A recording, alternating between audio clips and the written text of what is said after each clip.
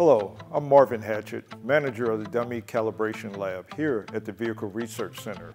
Today, I will be taking you through a day in the life of one of our crash test dummies. The engineering technician transports the dummy from the lab to the test vehicle.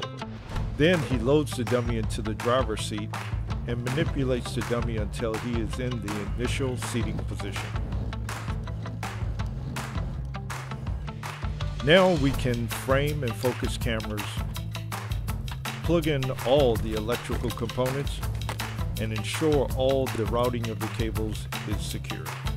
Next, the dummy gets to take a slow ride backwards to the start position of the crash. The start position is a temperature-controlled shed where the engineering technician can finalize the placement of the dummy and the seatbelt. This involves taking measurements to make sure the dummy is just where it needs to be. Finally, we add grease paint so we can easily see where the dummy contacts different surfaces. Now is showtime.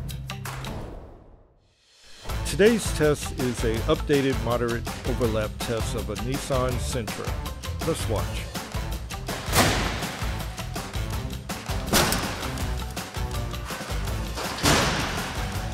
Immediately after the test, the dummy data is downloaded so that we can start analyzing the injury measurements, and the dummy is extracted from the vehicle.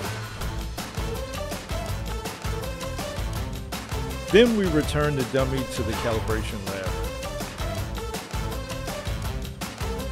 Finally, the engineering technician will inspect the dummy and recertify it. Just like that, the dummy is ready for another day of work.